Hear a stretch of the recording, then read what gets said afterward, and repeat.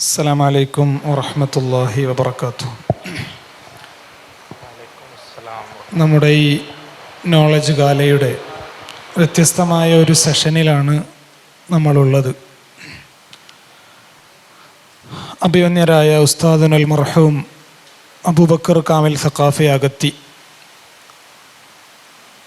ഈ നൂറ്റാണ്ടിൽ വ്യത്യസ്തമായ രീതിയിൽ ഇൽമുൽ ഹൈഅത്തിനെയും ഇൽമുൽ മീഖാത്തിനെയും കൈകാര്യം ചെയ്യുകയും ആ മേഖലയിൽ ഇടപെടുകയും ചെയ്ത ഒരു പ്രതിഭാധനനായ ഒരു പണ്ഡിതവര്യനായിരുന്നു ഉസ്താദ് അവറുകൾ.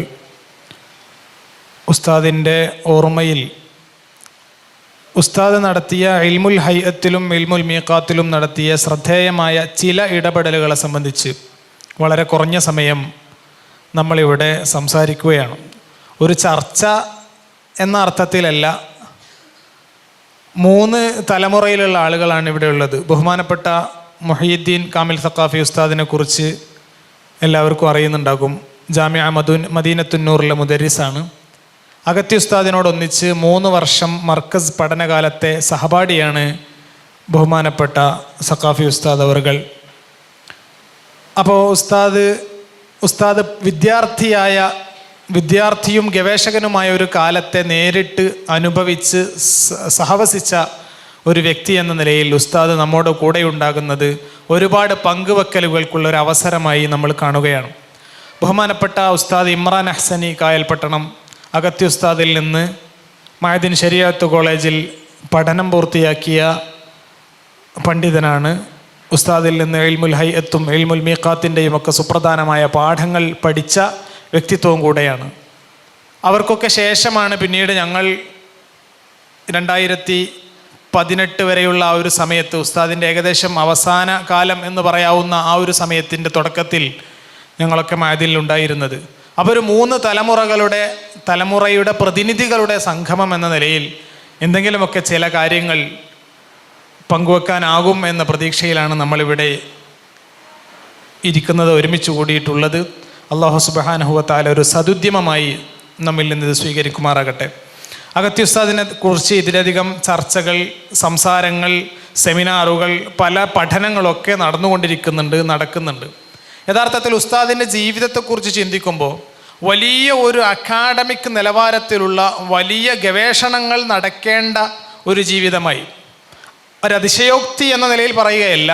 ബഹുമാനപ്പെട്ട അല്ലാമ ഷാലിയാത്തിയെക്കുറിച്ച് പറയുന്ന പോലെ, അദ്ദേഹത്തിൻ്റെ മഹാനവറുകളുടെ സേവനങ്ങളെക്കുറിച്ച് പറയുന്നത് പോലെ, ഈ കഴിഞ്ഞ നൂറ്റാണ്ട് അല്ലെങ്കിൽ ഈ നൂറ്റാണ്ടിൽ വളരെ സമഗ്രമായ വിദ്യാഭ്യാസ സേവനങ്ങൾ, വിജ്ഞാന സേവനങ്ങൾ തൻ്റേതായ മേഖലകളിൽ ചെയ്തു തീർത്ത ഒരു മഹാപ്രതിഭ.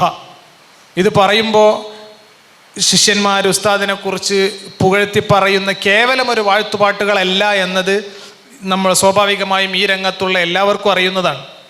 ഉസ്താദിൻ്റെ ഒരു ജീവിതം എന്ന് പറയുന്നത്, ലക്ഷദ്വീപിൽ അഗത്തിയിൽ നിന്ന് ഉസ്താദ് 9ാം ക്ലാസ് വരെയുള്ള പഠനം പൂർത്തിയാക്കി. പിന്നീട് 12 വർഷം കേരളത്തിലെ വിവിധ പള്ളി ദർസുകളിൽ 2 ഉസ്താദുമാരുടെ കീഴിലായി പഠിച്ചതിനു ശേഷമാണ് മുത്തവ്വൽ തഖസ്സുസ് പഠനങ്ങൾക്ക് വേണ്ടി മർക്കസു സഖാഫത്തി സുന്നിയയിൽ പ്രവേശിക്കുന്നത്. അതിനു മുമ്പ് തന്നെ ഫലക്കുമായി ബന്ധപ്പെട്ട്, അതുപോലെ തന്നെ മീഖാത്തുമായൊക്കെ ബന്ധപ്പെട്ട് സാധാരണ സിലബസിലുള്ള സിലബസുകളിലുള്ള ഗ്രന്ഥങ്ങളൊക്കെ ഉസ്താദിൽ നിന്ന് ഓതിയിരുന്നു. അതിനുശേഷം മർക്കസിൽ പഠിക്കുന്ന കാലഘട്ടത്തിലാണ് ഉസ്താദിന് ഇൽമുൽ മീഖാത്തുമായി ബന്ധപ്പെട്ട്, ഇൽമുൽ ഫലക്കുമായി ബന്ധപ്പെട്ടുള്ള കൂടുതൽ ചർച്ചകൾ ചൂടുപിടിക്കുന്നതും, തുടർന്ന് ഉസ്താദിൻ്റെ ഭാഗത്ത് നിന്ന് ബഹുമാനപ്പെട്ട ചാലിലകത്ത് കുഞ്ഞഹമ്മദ് ഹാജി രചിച്ച റിസാലത്തുൽ ഹിസാബിൻ്റെ സയൻറ്റിഫിക് ഫോർമുലയിലേക്കുള്ള ട്രാൻസ്ലേഷനൊക്കെ നടക്കുന്നത്.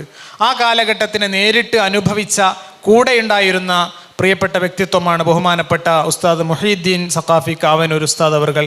അപ്പോൾ അന്ന് ആ മർക്കസിൽ അനുഭവങ്ങളെക്കുറിച്ച് ഉസ്താദ് പറഞ്ഞാൽ അത് കൂടുതൽ ഹൃദയസ്പൃക്കായിരിക്കുമെന്ന് തോന്നുന്നു. ബിസ്മില്ലാഹിർ റഹ്മാനിർ റഹീം. അൽഹംദുലില്ലാഹി റബ്ബിൽ ആലമീൻ. വസ്സലാത്തു വസ്സലാമു അലാ അഷ്റഫിൽ മഖ്ലൂഖീൻ വഅലാ ആലിഹി വസഹ്ബിഹി അജ്മഈൻ. അഗത്തി ഉസ്താദിൻ്റെ ഇൽമുൽ മീഖാത്തുമായും ഇൽമുൽ ഹയ്യത്തുമായും ബന്ധപ്പെട്ട ഇടപെടലിനെ സംബന്ധിച്ചാണ് നാം ചർച്ച ചെയ്യുന്നത്. യഥാർത്ഥത്തിൽ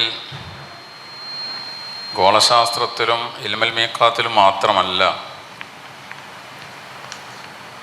നിരവധി വിജ്ഞാനശാഖയിൽ അഗാധമായ പാണ്ഡിത്യവും അറിവും ഉള്ള ഒരു മഹാവ്യക്തിത്വമായിരുന്നു അഗത്തി ഉസ്താദ് എന്നത് ഉസ്താദുമായി ബന്ധപ്പെടുന്ന എല്ലാവർക്കും അറിയാവുന്ന കാര്യമാണ്.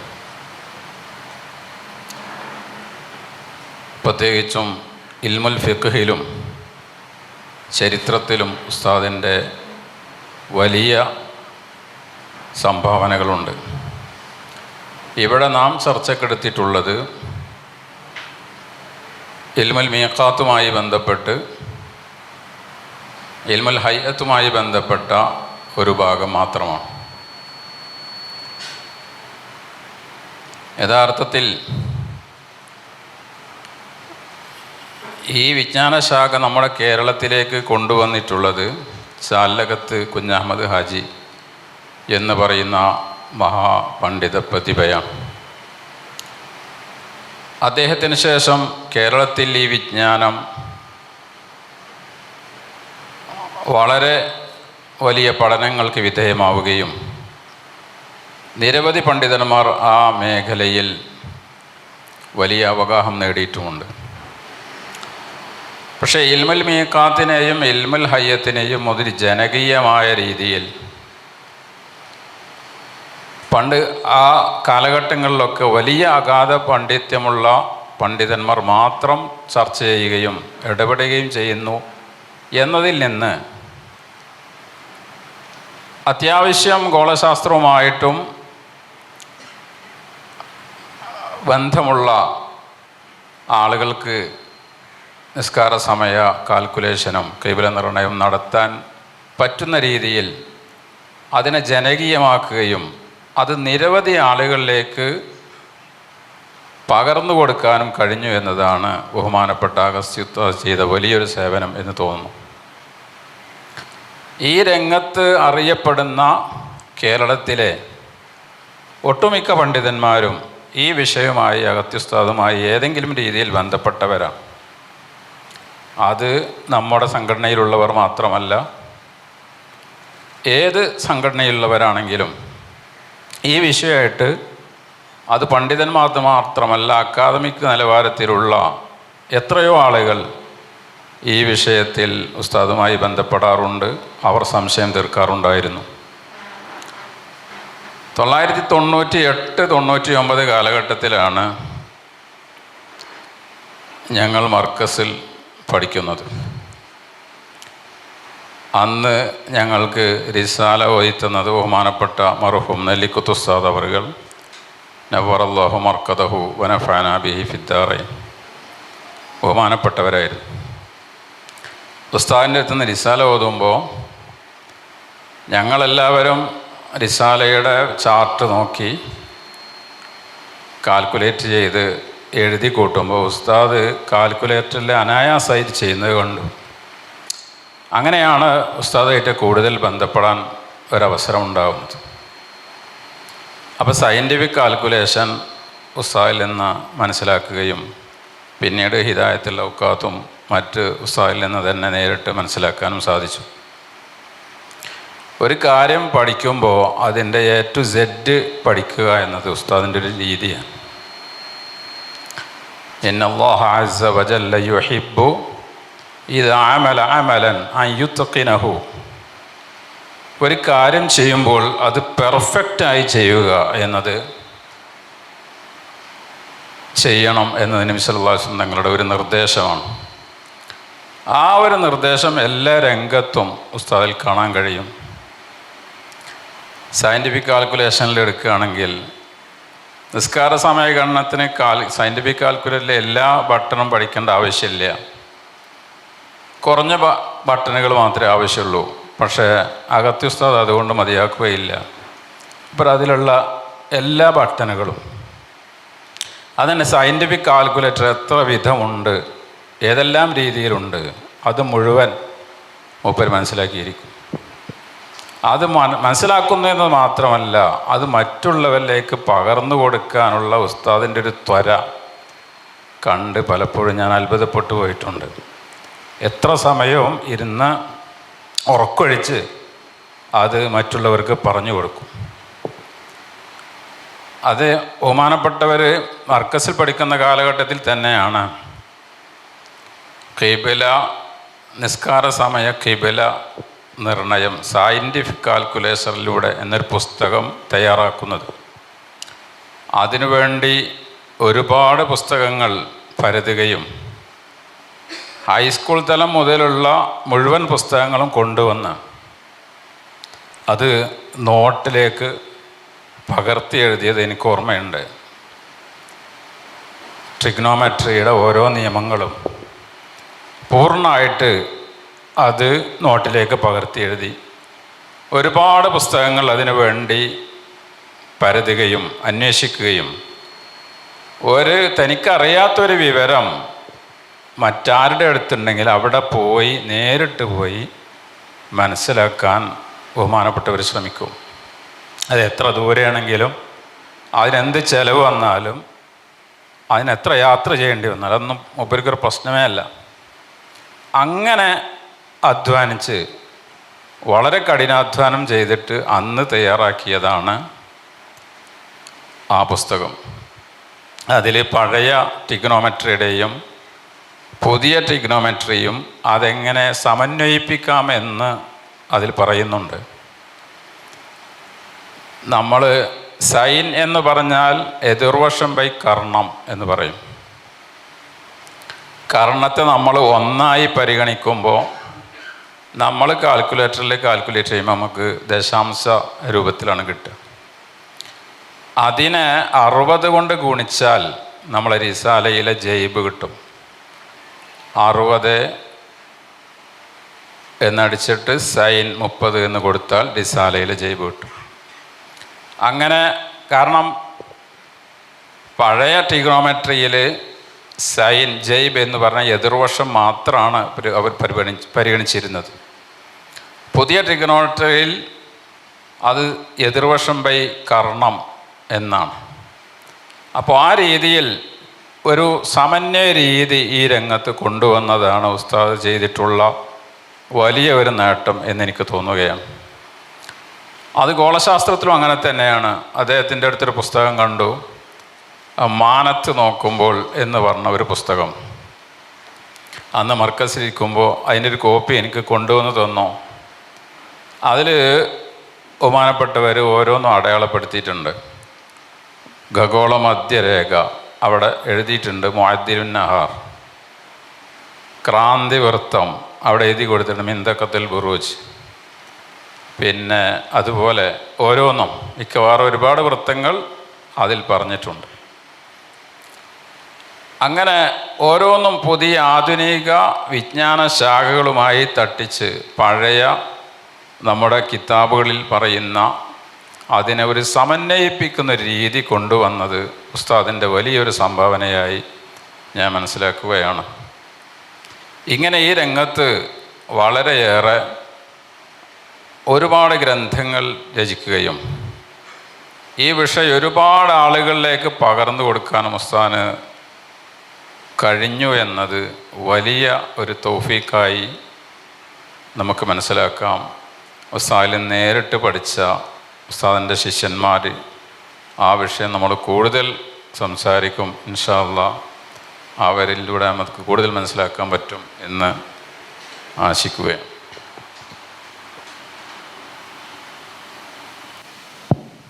മർക്കസിൽ പഠിക്കുന്ന കാലത്ത് ഉസ്താദ് ചെയ്ത സേവനത്തെക്കുറിച്ച് നമ്മൾ പറഞ്ഞല്ലോ. മർക്കസിൽ പഠിക്കുന്ന കാലത്ത് ഉസ്താദ് ചെയ്തത്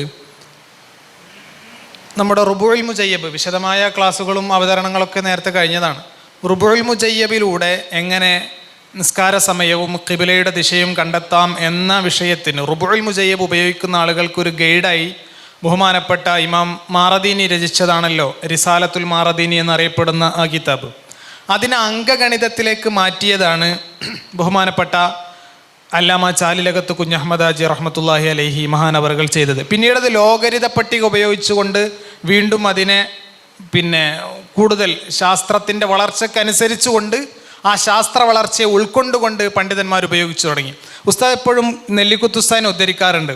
നെല്ലിക്കുത്ത് ഉസ്താദിനെ പറ്റി പറയൽ, ശരീഅത്തിൻ്റെ ഇൽമുകളിൽ ഏറ്റവും പഴയതും ശാസ്ത്രവിജ്ഞാനത്തിൽ ഏറ്റവും പുതിയതുമാണ് അവലംബിക്കേണ്ടത് എന്ന് നെല്ലിക്കുത്ത് ഉസ്താദ് പറഞ്ഞതായിട്ട് ഉസ്താദ് എപ്പോഴും പറയാറുണ്ട്.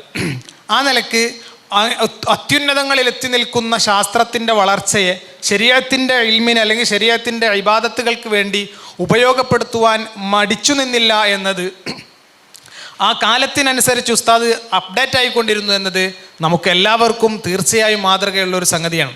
ഇപ്പോൾ ഉസ്താദിൻ്റെ റിസാലത്തുൽ ഹിസാബ് സയൻറ്റിഫിക് കാൽക്കുലേറ്ററിലൂടെ എന്ന് പറയുന്ന അധ്യായം, ഇപ്പോൾ ആ ഒരു ചെറിയ ലഘുലേഖ, അതിന് മുമ്പും ശേഷവുമായി പല ലഘുലേഖകളുമുണ്ട്. ഇൻഷാ അല്ലാഹ് അതിനെക്കുറിച്ച് ഇമ്രാൻ ഹസൻ ഉസ്താദ് സംസാരിക്കും. ആ ഒരു വിഷയത്തിൽ ഇപ്പോൾ നമ്മളെ റിസാലത്തുൽ മാറദീനി എടുത്തു നോക്കിയാൽ, ഉദാഹരണത്തിന് 5-ാമത്തെ ബാബ് ലഅൽ ഖൈത്ത അല സിത്തീനി ഇങ്ങനെ പറഞ്ഞിട്ട് അതിൻ്റെ അമലുകൾ ഇങ്ങനെ വിശദീകരിക്കുന്നുണ്ട്. അവിടെ പിന്നെ ബഹുമാനപ്പെട്ട ചാലിലകത്ത് കുഞ്ഞഹമ്മദ് ആജദിനെ ട്രാൻസ്ലേറ്റ് ചെയ്തപ്പോൾ ഇൽറിബ് ജൈബൽ മൈലി ഫി ജൈബിൽ ഖൗസ് ഇങ്ങനെ ആ രൂപത്തിൽ പിന്നെ മഹാനവറുകൾ പറഞ്ഞ ആ സ്ഥലത്ത് ഉസ്താദ് നേരെ ട്രാൻസ്ലേറ്റ് ചെയ്തിട്ടുണ്ട്. സൈൻ അർള് ഇൻറ്റു സൈൻ മൈൽ, ഇങ്ങനെ ഈ രൂപത്തിൽ എങ്ങനെയാണോ റിസാലത്തുൽ ഹിസാബിലുള്ളത് അതിനെ, ആ റിസാലത്തുൽ ഹിസാബിനെ എഴുതി നമ്മുടെ അംഗഗണിത രൂപത്തിൽ ചെയ്യുന്നതിനെ സയൻറ്റിഫിക് രൂപത്തിലേക്ക് ട്രാൻസ്ലേറ്റ് ചെയ്തെടുക്കുക എന്നുള്ള അതിസാഹസമായൊരു പ്രവൃത്തിയാണ് ഉസ്താദ് അത് ചെയ്തിട്ടുള്ളത്. അന്ന് ഉസ്താദ് അത് വളരെ സന്തോഷപൂർവ്വം അത് അവതരിപ്പിക്കുന്ന കൂട്ടത്തിൽ പറഞ്ഞ ഒരു സംഭവം കൂടെ പറഞ്ഞ് ഞാൻ മൈക്ക് കൈമാറാണ്. ബഹുമാനപ്പെട്ട ചെറുഷോല ഉസ്താദിനോട് ഈ വിഷയത്തിൽ പല സമയത്തും ഉസ്താദ് മർക്കസിൽ വെച്ച് സംസാരിച്ചിരുന്നു എന്ന് പറഞ്ഞു. അപ്പോൾ ഉസ്താദിന് ഗണിതശാസ്ത്രപരമായ വിജ്ഞാനം, ട്രിഗ്നോമെട്രി, സ്ഫെറിക്കൽ ട്രിഗ്നോമെട്രി ഒക്കെ നല്ല അവഗാഹമുള്ളത് കൊണ്ട്, പിന്നെ സ്വന്തമായും അല്ലാതെയും അതൊക്കെ നന്നായി പഠിച്ചതുകൊണ്ട് ഈ റിസാലയുടെ കണക്കുകളൊക്കെ പിന്നെ കൂടുതൽ അപ്ഡേറ്റായി നന്നായി ചെയ്യണമെന്ന ആഗ്രഹം ഉള്ളിലുള്ളത് കൊണ്ട് ഇങ്ങനെ സംസാരിച്ച് പിന്നെ ഈ ഒരു രൂപത്തിലേക്ക് റിസാല ട്രാൻസ്ലേറ്റ് ചെയ്യുന്ന രൂപത്തിലേക്ക് അങ്ങനെ അതിൻ്റെ ആ ഒരു ട്രാൻസ്ലേഷൻ പൂർത്തിയായപ്പോൾ ബഹുമാനപ്പെട്ട ചെറുഷോല ഉസ്താദിനോട്, ചെറുഷോല മർഹൂം കുഞ്ഞഹമ്മദ് മുസ്ലിയാർ നവർ അല്ലാഹു മർക്കദഹു മഹാനവറുകളോട് പോയിട്ട് ഇത് സംസാരിക്കുന്നുണ്ട്. ആ സമയത്ത് നടന്നൊരു രസകരമായ സംഭവം, ചെറുഷോല ഉസ്താദും നെല്ലിക്കുത്ത് ഉസ്താദും അടുത്തടുത്ത റൂമുകളിലാണ് താമസിക്കുന്നത്. അപ്പോൾ ഉസ്താദിൻ്റെ തോളിൽ കൈവച്ചുകൊണ്ട്, അഗത്തി ഉസ്താദിൻ്റെ തോളിൽ കൈവച്ചുകൊണ്ട് നെല്ലിക്കുത്ത് ഉസ്താദിൻ്റെ റൂമിലേക്ക് പോയിട്ട് ചെറുഷോല ഉസ്താദ് പറഞ്ഞത്രേ, ഇനി നിങ്ങളെ കൈകൊണ്ട് കൂട്ടണതൊന്നും വേണ്ട, ഈ കുട്ടി ഇത് പിന്നെ കാൽക്കുലേറ്ററിലൊക്കെ കണ്ടുപിടിക്കാമെന്ന് ഈ കുട്ടി കണ്ടുപിടിച്ചിക്കണെന്ന് വളരെ സന്തോഷത്തിൽ പറയുകയും പിന്നെ ചെറുഷോല ഉസ്താദും നെല്ലിക്കുത്ത് ഉസ്താദും കൂടെ ആശീർവദിക്കുകയും ദുആ ചെയ്തു കൊടുക്കുകയും ചെയ്ത വളരെ സന്തോഷമുള്ളൊരു സന്ദർഭം ഒന്നിലധികം തവണ പങ്കുവച്ചത് കേൾക്കാനിടയായിട്ടുണ്ട്. ഏതായാലും ഉസ്താദ് ആ ഒരു രംഗത്ത് ഒരു 8 റിസാലകൾ എഴുതിയിട്ടുണ്ട്, 8 പുസ്തകങ്ങൾ എന്ന് പറയാം.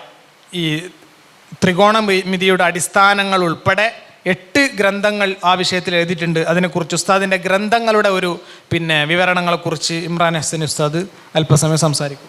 അസ്സലാമു അലൈക്കും വറഹ്മത്തുള്ളാഹി തആല വബറകാതുഹു. അൽഹംദുലില്ലാഹി റബ്ബിൽ ആലമീൻ വസ്സലാത്തു വസ്സലാമു അലാ സയ്യിദിൽ മുർസലീൻ വഅലാ ആലിഹി വസഹ്ബിഹി അജ്മഈൻ. അമ്മാ ബഅദ്. പ്രിയപ്പെട്ട ഉലമാക്കളെ, അഗത്തി ഉസ്താദിൻ്റെ ഇൽമുൽ ഹൈഅത്തിലും ഇൽമുൽ മീഖാത്തിലുമുള്ള അഗാധമായ ജ്ഞാനത്തിനെക്കുറിച്ചും ഉസ്താദിൻ്റെ ആ വിഷയത്തിലെ വൈഭവങ്ങളെക്കുറിച്ചും ചർച്ച ചെയ്യാനാണ് ഞാനിവിടെ ഒരുമിച്ച് കൂടിയിട്ടുള്ളത്. അൽഹംദുലില്ലാഹ്, ഉസ്താദിൻ്റെ ഈ ഇൽമിലേക്കുള്ള വരവിനെക്കുറിച്ച് ഉസ്താദ് തന്നെ പലപ്പോഴും പറഞ്ഞത് ഓർമ്മ വരികയാണ്. ഉസ്താദ് സ്കൂളിൽ പഠിക്കുന്ന കാലങ്ങളിൽ മുഴുവനും ഇൽമുൽ ഹിസാബ്, ഗണിതശാസ്ത്രത്തിൽ വളരെ അധികം പ്രിയമായ ഒരു പാഠശാഖയായിരുന്നു. ഇമാം ഷാഫിഈ റഹ്മത്തുള്ളാഹി അലൈഹി പറയുന്നുണ്ടല്ലോ, ഒരു മനുഷ്യൻ്റെ ബുദ്ധി എത്രത്തോളം വികസിച്ചു എന്ന് മനസ്സിലാക്കാൻ അദ്ദേഹത്തിന് ഇൽമുൽ ഹിസാബിൽ എത്രമാത്രം അറിവുണ്ട് എന്ന് മനസ്സിലാക്കിയാൽ മതി എന്ന്. അതുപോലെ ഉസ്താദ് അവറുകൾക്ക് ഇൽമുൽ ഹിസാബിൽ അഗാധമായ ജ്ഞാനവും അഗാധമായ ഇഷ്ടവും ഉണ്ടായിരുന്നു എന്നതാണ് ഇതിൻ്റെ അടിസ്ഥാനം. ഉസ്താദ് കൈവച്ച മേഖലകൾ മുഴുവനും നമ്മൾ പരിശോധിച്ചു നോക്കിയാൽ, ഒന്ന് ഇൽമുൽ ഹിസാബ്, ആദ്യമായി ദർസി രംഗത്ത് തുടങ്ങുന്ന ഖുലാസത്തുൽ ഹിസാബ് എന്ന ഗ്രന്ഥം. ആ ഗ്രന്ഥം മഹാനായ MK മുഹമ്മദ് മുസ്ലിയാർ, മുഹമ്മദ് ബാക്കവി അവരുടെ അടുത്ത് നിന്നാണ് ഉസ്താദ് ഓതുന്നത്. അക്കാലത്ത് ഉസ്താദ് തുടങ്ങുമ്പോൾ ഉസ്താദ് അവർകൾ പറഞ്ഞത്രേ, ഈ കിതാബ് ഓതി തീരുമ്പോഴത്തേക്കും ഇതിനൊരു നല്ല ഒരു തർജുമ എഴുതണം എന്ന്. ആ വാക്ക് ഉസ്താദ് കൽബിൽ കയറ്റി അതിനനുസരിച്ച് ഓരോ ദിവസത്തെ പാഠഭാഗങ്ങളും മുഴുവനായും ഉസ്താദ് തർജുമ ചെയ്യാൻ തുടങ്ങി. അങ്ങനെ പ്രയാസപ്പെട്ട് അൽഹംദുലില്ലാ ആ കിതാബ് ഓതി തീരുമ്പോഴേക്കും ആ തർജുമയുടെ പൂർത്തീകരണവും നടന്നു എന്നത് വലിയ ഒരു സന്തോഷമായിരുന്നു ഉസ്താദിന്. ആ തർജുമ ഇവിടെ താഴെ ഉണ്ടായിരുന്നു, ഞാൻ കണ്ടു ഇപ്പോൾ കുറച്ചു മുമ്പ്. അങ്ങനെ ആ റിസാലത്തുൽ ഹിസാബിൻ്റെ ശേഷം ഉഖ്ലൈദിസും അങ്ങനെയുള്ള ഫലക്കും മീഖാത്തും എല്ലാം MK ബാക്കവി ഉസ്താദിൻ്റെ അടുത്ത് നിന്ന് തന്നെയാണ് ഉസ്താദ് ഓതി പഠിക്കുന്നത്. ഉസ്താദ് പലപ്പോഴും പറഞ്ഞിട്ടുണ്ട്, ഇൽമുൽ മീഖാത്തിൽ എൻ്റെ ഉസ്താദ് അഗാധ ജ്ഞാനമുള്ളവരായിരുന്നു. ഉസ്താദ് തന്നെ അവരുടെ MK ബാക്കവി ഉസ്താദിൻ്റെ പല കിതാബുകൾ, ഉസ്താദ് കയ്യുകൊണ്ടെഴുതിയ ഒരുപാട് കിതാബുകൾ ഞങ്ങൾക്ക് കാണിച്ചു തന്നിട്ടുണ്ട്. അഗത്തി ഉസ്താദ് പറഞ്ഞ ഒരു സംഭവം ഓർമ്മ വരികയാണ്. എൻ്റെ ജീവിതകാലത്ത് കിതാബ് എഴുതി തഴമ്പിച്ച ഒരാളെ ഞാൻ കണ്ടിട്ടുണ്ടെങ്കിൽ അത് എൻ്റെ ഉസ്താദായ MK ഉസ്താദ് മാത്രമാണ്. കാരണം ഉസ്താദ് കലം പിടിച്ച് വിരലിൻ്റെ ഈ ഭാഗത്തൊരു തഴമ്പുണ്ടായിരുന്നു അത്രേ. ഉസ്താദ് അത്രത്തോളം കിതാബുകൾ കയ്യുകൊണ്ട്, ഉസ്താദിൻ്റെ എഴുത്തും ഭയങ്കര കാണാൻ ചൊറുക്കുള്ള എഴുത്തായിരുന്നു. അങ്ങനെ മുഴുവൻ ഗ്രന്ഥങ്ങളും ഉസ്താദ് സ്വന്തം കയ്യുകൊണ്ടാണ് എഴുതി റെഡിയാക്കിയത്. ഉസ്താദ് ഏതെല്ലാം കിതാബുകൾ അവരുടെ ഉസ്താദുമാരടുത്ത് നിന്ന് ഓതിയോ അത് മുഴുവനും തഹഖീഖാക്കി വെച്ചിട്ടുണ്ട് എന്നതാണ് ഉസ്താദിൻ്റെ ഏറ്റവും വലിയ ഒരു പ്രത്യേകത. അങ്ങനെ ഉസ്താദിൻ്റെ ഈ ഫന്നുമായി ബന്ധപ്പെട്ട ഒരുപാട് കിതാബുകൾ, റിസാലയുടെ ഒരുപാട് ബുർഹാനുകളുടെ കിതാബുകൾ മുഴുവനും അന്ന് തന്നെ ഉസ്താദ് ദർസി കാലത്ത് തന്നെ മുഴുവനും പഠിച്ച് അൽഹംദുലില്ലാ വളരെ റാഹത്തായിട്ടാണ് മർക്കസിലേക്ക് വരുന്നത്. അങ്ങനെ മർക്കസിലുള്ള ഈ സബക്കുമായി ബന്ധപ്പെട്ട കാലത്താണ് ഇതിനെ എങ്ങനെ അടുത്ത ഒരു അപ്ഡേഷനിലേക്ക് കൊണ്ടുപോകണം എന്ന ഒരു ചിന്തയായി ഉസ്താദിന്. അങ്ങനെ ഇതിനെ സയൻറ്റിഫിക് കാൽക്കുലേറ്ററിനെ കുറിച്ച് അന്നാണ് ഒരു ലക്ഷദ്വീപിലുള്ള ഒരു സുഹൃത്തുമായി ബന്ധപ്പെട്ട് ഇതിനെക്കുറിച്ച് അറിയുന്നതും അതിനെക്കുറിച്ച് പഠിക്കുന്നതും. കോഴിക്കോട് 2-3 ദിവസങ്ങൾ റൂമെടുത്ത് താമസിച്ച് അദ്ദേഹത്തിൻ്റെ അടുത്ത് നിന്ന് കാൽക്കുലേറ്ററിനെ കുറിച്ച് പഠിച്ചു. അങ്ങനെ ആ കാൽക്കുലേറ്റർ എങ്ങനെ നമുക്ക് ഈ ഇൽമിലേക്ക് ഉപയോഗപ്പെടുത്താം എന്നതിനെക്കുറിച്ച് ഉസ്താദ് കൂലങ്കഷമായി ചിന്തിച്ചു, കൂലങ്കഷമായി പഠനങ്ങൾക്ക് വിധേയമാക്കി. അങ്ങനെ അവസാനമായി ഉസ്താദ് ആ പഠനങ്ങളിൽ വിജയിച്ചതാണ് നാം കാണുന്ന ആ ഒരു ചെറിയ ഗ്രന്ഥം. സംഗതി ചെറിയൊരു ഗ്രന്ഥമാണെങ്കിലും ഉസ്താദ് അതിന് അനുഭവിച്ച യാതനകളും വേദനകളും ഒരുപാടാണ്. സയൻറ്റിഫിക് കാൽക്കുലേറ്റർ, റിസാലത്തുൽ ഹിസാബ് സയൻറ്റിഫിക് കാൽക്കുലേറ്ററിലൂടെ എന്ന ഒരു ചെറിയ ഒരു ഗ്രന്ഥം, ആ ഒരു ഗ്രന്ഥം ആ ഒരു അവസ്ഥയിലേക്ക് ആക്കി തീർക്കാൻ ഉസ്താദ് ഒരുപാട് പ്രയാസപ്പെട്ടിട്ടുണ്ട്.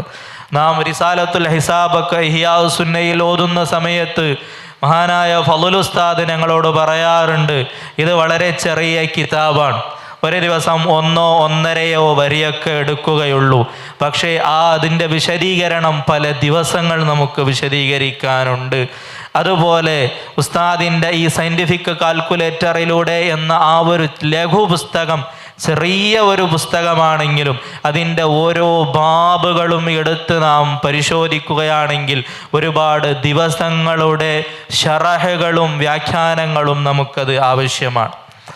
അങ്ങനെ ഇൽമുൽ മീഖാത്തിൽ ഉസ്താദ് പഠനത്തിന് ഉസ്താദുമാരിടത്ത് നിന്ന് പഠിച്ച കിതാബുകളാണ് ഇൽമുൽ മീഖാത്തിലെ റിസാലത്തുൽ ഹിസാബും റിസാലത്തുൽ മാറദീനിയുമെല്ലാം.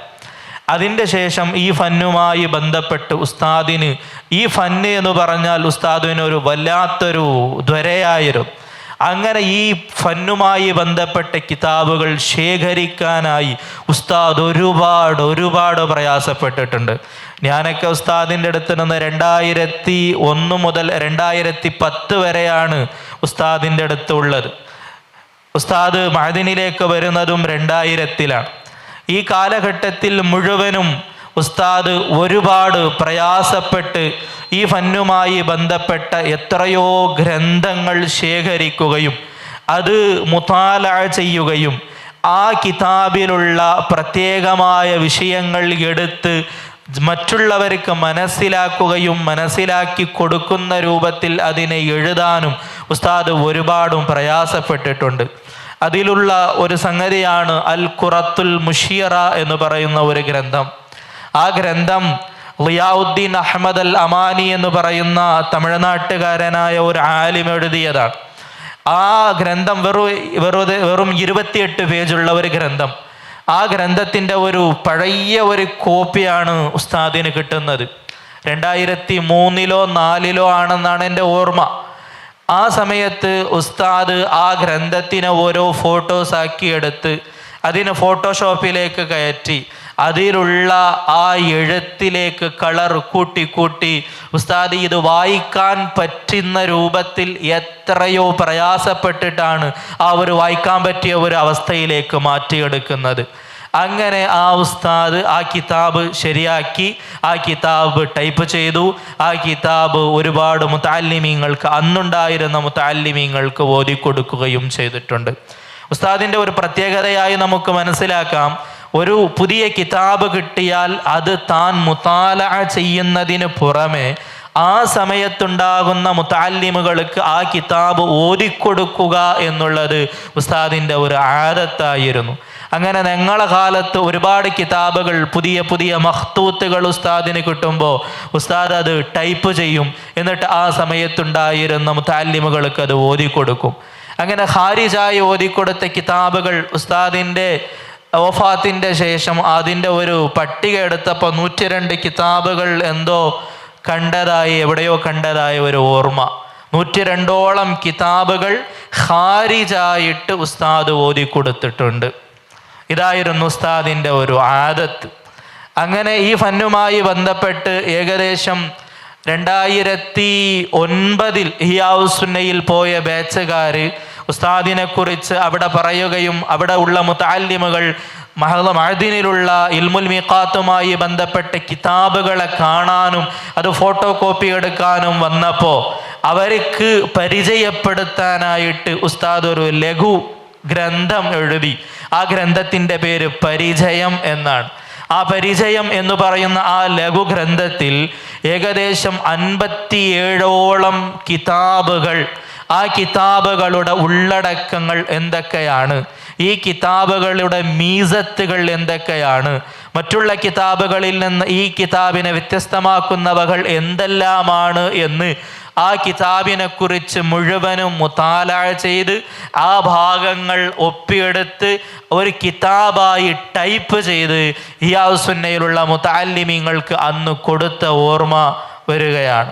ഇത്രത്തോളം ഒരു വിഷയവുമായി ഉസ്താദ് ബന്ധപ്പെട്ടാൽ അതിനെ ജാമിഉം മാനിഉമായി പരിപൂർണ രൂപത്തിൽ എത്തിച്ചിട്ടേ ഉസ്താദ് അടങ്ങാറുള്ളത്. എന്ത് വിഷയമായിരുന്നാലും അങ്ങനെ തന്നെയാണ്. പിന്നെ ഉസ്താദിൻ്റെ ഗ്രന്ഥസമാഹാരങ്ങൾ ഇങ്ങനെ. പിന്നെ ഉസ്താദ് ഒരുപാട് ഗ്രന്ഥങ്ങൾ ഈ ഫന്നുമായി ബന്ധപ്പെട്ട് എഴുതിയിട്ടുണ്ട്. അതൊക്കെ ഏകദേശം മുനവ്വിർ അദനിയുടെ കാലത്തൊക്കെയാണ് നടന്നത്. ഇൻഷാ അല്ലാഹ് അതിനെക്കുറിച്ച് അവർ പറയും. അതായത് ഉസ്താദിൻ്റെ ഒരു ശൈലി എന്ന് പറയുന്നത് എല്ലാവരും കൈവെക്കുന്ന വിഷയങ്ങളിൽ കൈവെക്കുക എന്നത് ഉസ്താദിൻ്റെ ഒരു ആദത്തല്ല. ആരും തൊടാത്ത വിഷയങ്ങളിൽ പോയി അവിടെ എന്താ ചെയ്യാൻ പറ്റുക, അല്ലെങ്കിൽ അവിടെ എന്താണ് നമ്മൾ ചെയ്യേണ്ടത് എന്നതിനെക്കുറിച്ച് കൂടുതൽ അന്വേഷിക്കുകയും ആവശ്യമുണ്ടെങ്കിൽ മാത്രം രചന നടത്തുകയോ ഒക്കെ ചെയ്യുന്ന ഒരു രീതിയാണ്. പണ്ഡിതന്മാർക്ക് വിവിധങ്ങളായ രീതികളാണല്ലോ ഉണ്ടാവുക.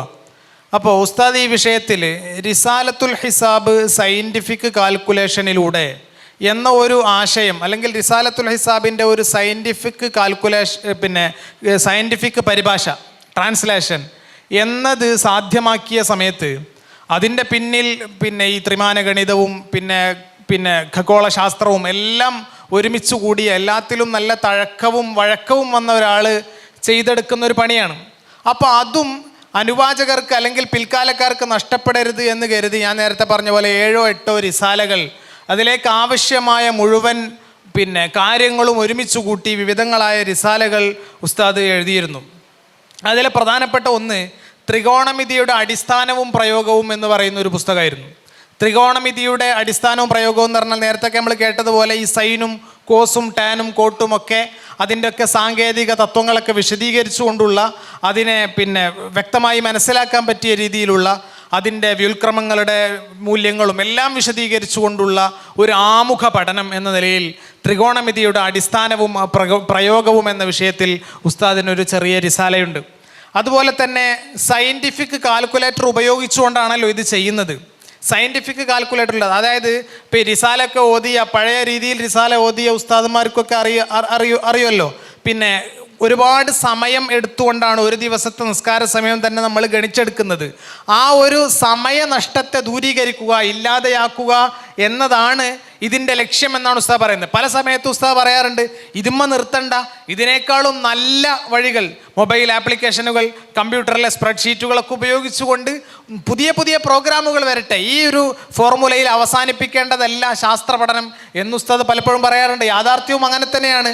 ശാസ്ത്രം എന്ന് പറഞ്ഞാൽ ഇങ്ങനെ വളർന്നുകൊണ്ടിരിക്കുന്ന ഒരു കാര്യമാണല്ലോ.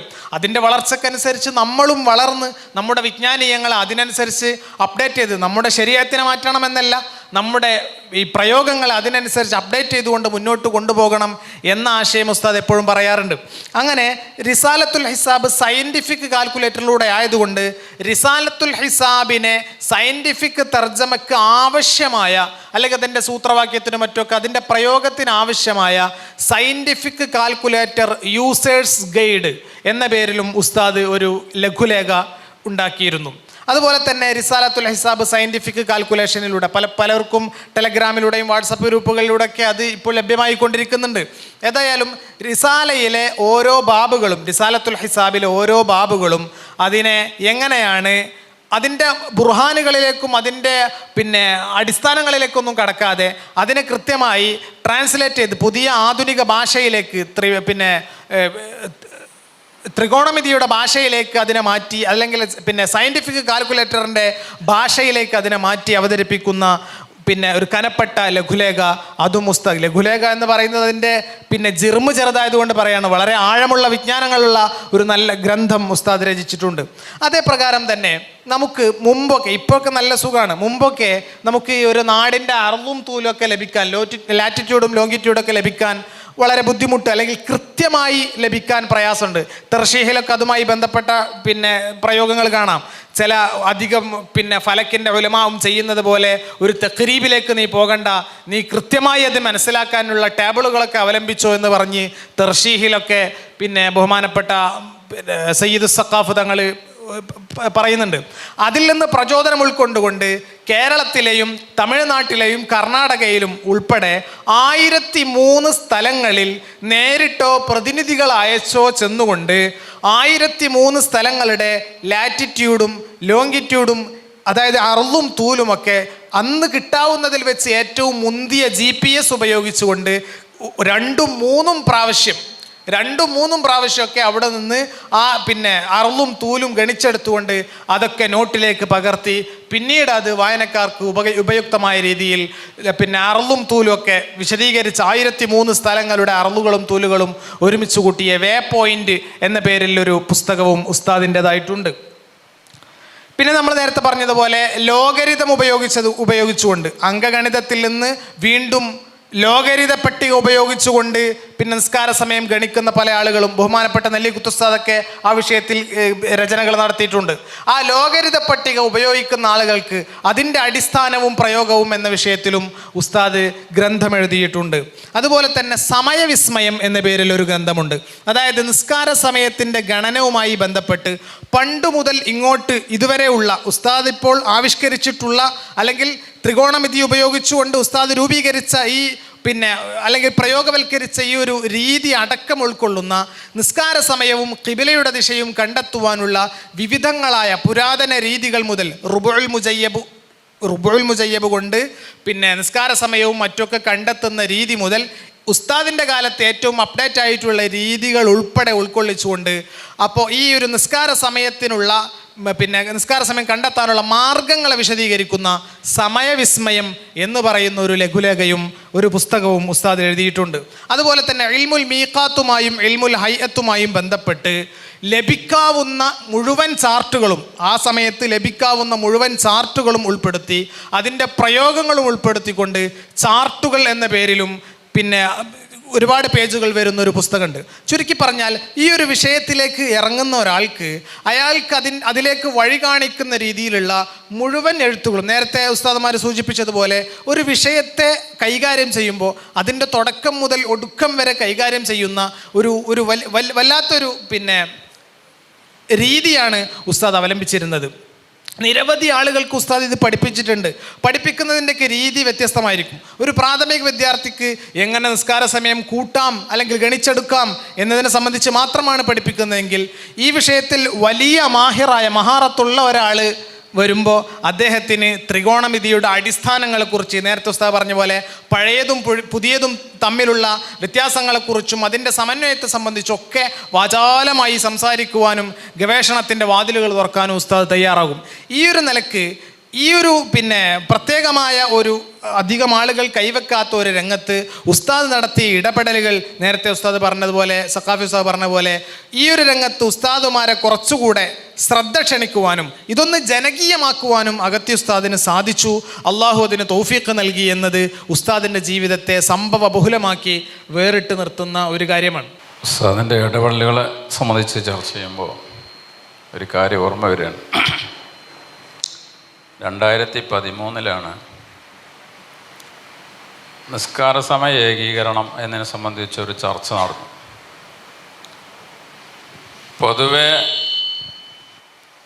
പലരും പറയാറുണ്ട്, കേരളത്തിൽ സുന്നികൾ അനുവർത്തിച്ച് വരുന്നത് മുമ്പെന്നോ ആരോ കണക്ക് കൂട്ടിയ കണക്ക് അതപ്പടി സ്വീകരിച്ച് വരികയാണ്. ചിലരങ്ങനെ തെറ്റിദ്ധരിച്ചിട്ടുണ്ട്. അപ്പോൾ 2013 കേരളത്തിലെ എല്ലാ പള്ളികളിലും ഒരേ സമയം ഒരേ രീതിയിലുള്ള നിസ്കാര സമയം ഏകീകരണം വേണം എന്ന് മുസ്ലിം സംഘടനകളുടെ കീഴിൽ ഒരു ചർച്ച നടന്നു. അതിൽ എല്ലാ വിഭാഗം മുജാഹിദുകളുണ്ട്. സുന്നികൾ നമ്മുടെ ഭാഗത്തുനിന്ന് അഗത്തി ഉസ്താദ് അതിൽ പങ്കെടുത്തു. AK വിഭാഗം സുന്നികളിൽ നിന്ന് അവരിൽ നിന്നും ഒരു പ്രതിനിധി പങ്കെടുത്തു. അപ്പോൾ ചർച്ചയിലെല്ലാവരും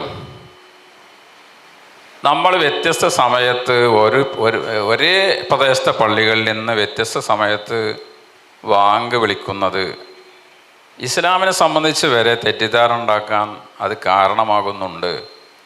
അതുകൊണ്ട് നിർബന്ധമായും നമ്മൾ നിസ്കാര സമയ ഏകീകരണം വേണം എന്ന ഒരു തീർപ്പിലെത്തി എല്ലാവരും. അപ്പോൾ അടുത്തൊരു സിറ്റിങ്ങിൽ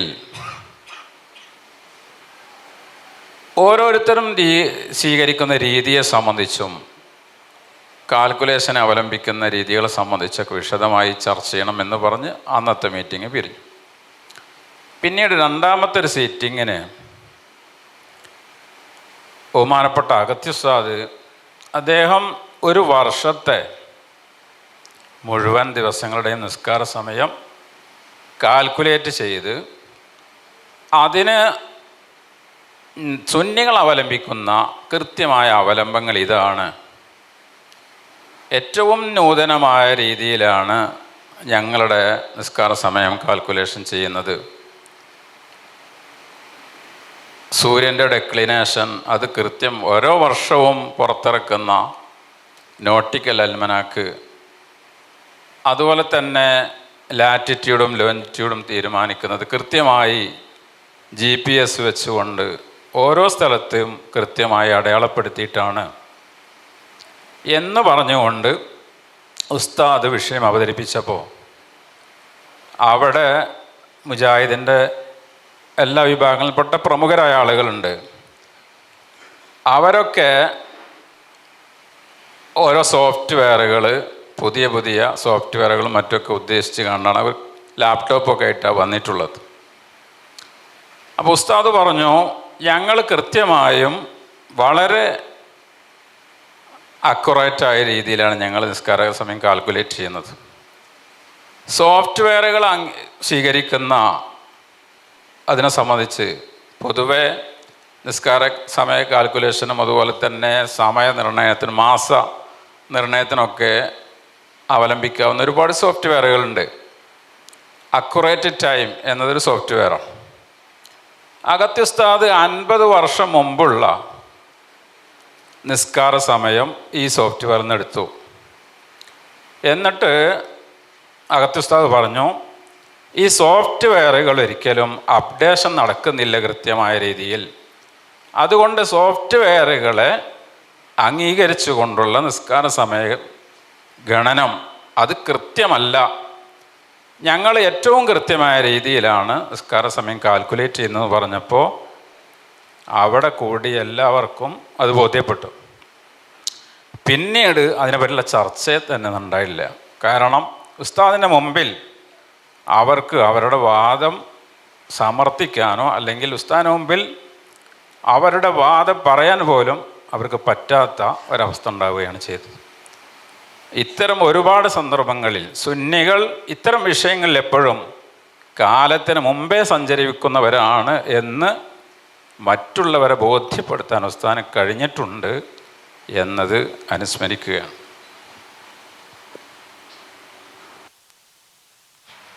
അസ്സലാമു അലൈക്കും വറഹ്മത്തുള്ളാഹി. ഉസ്താദിൻ്റെ ഗ്രന്ഥങ്ങളെക്കുറിച്ച് പരിചയപ്പെടുത്തിയപ്പോൾ വേ പോയിൻ്റ് എന്ന് പറയുന്ന ഒരു ഗ്രന്ഥം ഉസ്താദ് ഒരുപാട് പ്രയാസപ്പെട്ട് ഒരുപാട് കഷ്ടപ്പാടുകളും യാതനകളും വേദനകളും അനുഭവിച്ചിട്ടാണ് ആ ഒരു ലഘുഗ്രന്ഥം ഉണ്ടാക്കിയത്.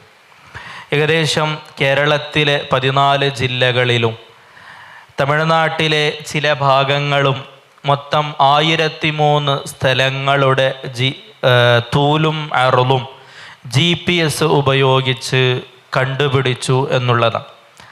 ഇതിനെക്കുറിച്ച് ഇതുമായി ബന്ധപ്പെട്ട് യാത്ര ചെയ്ത എൻ്റെ സീനിയറായ ഒരു വിദ്യാർത്ഥിയോട് ഞാൻ ചോദിച്ചപ്പോൾ അവർ പറഞ്ഞത്, ഒരു സ്ഥലത്ത് ഒരു ജില്ലയിലും യാത്ര ചെയ്യുമ്പോൾ ഒരു സ്ഥലത്ത് ഇറങ്ങുക, ആ സ്ഥലത്തിൻ്റെ പേരെഴുതുക, അവിടുത്തെ തൂലും അറുളും രേഖപ്പെടുത്തിയിട്ട് അവിടെ നിന്ന് ബസ് കയറി 4.5 രൂപയുടെ അടുത്ത പോയിന്റിൽ ഇറങ്ങുക. അതാണ് ഉസ്താദ് വെച്ചിരുന്ന ഒരു അകലം. 4.5 രൂപയുടെ പോയിന്റിൽ ഇറങ്ങി അവിടുത്തെ സ്ഥലത്തിൻ്റെ പേരെഴുതിയിട്ട് അവിടുത്തെ തൂലും അറുളും എടുക്കുക. ഇങ്ങനെ കേരളത്തിലും തമിഴ്നാട്ടിലും മുഴുവനും സഞ്ചരിച്ച് അവിടുത്തെ തൂലും അറുളും ഉസ്താദ് കണ്ടുപിടിച്ചിട്ടുണ്ട്. ഇതിൻ്റെ മുഴുവൻ ചിലവും ഉസ്താദിൻ്റെ സ്വന്തം വകയായിരുന്നു. വേറെ ആരെടുത്തിനൊന്നും ഉസ്താദ് ഒരു ചില്ലിക്കാശ് പോലും ഇതിന് വാങ്ങിയിട്ടില്ല എന്നാണ് ഉസ്താദിൻ്റെ കൂടെയുള്ള ആ സമയത്തുണ്ടായിരുന്നവരൊക്കെ പറഞ്ഞത്. ഈ ഒരു സദുദ്യമം മഹാനായ പൊന്മള ഉസ്താദിന് കാണിച്ചു കൊടുത്തപ്പോൾ ഉസ്താദ് ഒരു വാക്ക് പറഞ്ഞു, എത്രേ മൂപ്പരെ ജീവിതം മുതലായി എന്ന്. ജീവിതകാലത്ത് ഇങ്ങനെ ഒരു സദുദ്യമം ചെയ്തു എന്നുള്ളത് വേറെ ആരെക്കൊണ്ടും അക്കാലത്ത് ചെയ്തു തീർക്കാൻ പറ്റാത്ത ഒരു സംഭവമായിരുന്നു. ഇക്കാലത്ത് ഏതൊരു നാടടിച്ചാലും അവിടുത്തെ തൂലും അറുളും കൃത്യമായി കിട്ടുന്നുണ്ട്. പക്ഷേ അക്കാലത്ത് ഇതിന് യാതൊരു സാധ്യതയുമില്ല. GPS എന്ന് പറയുന്ന സാധനം അത്ര പെട്ടെന്ന് ആരെ കയ്യിലും കിട്ടുന്നതുമല്ല.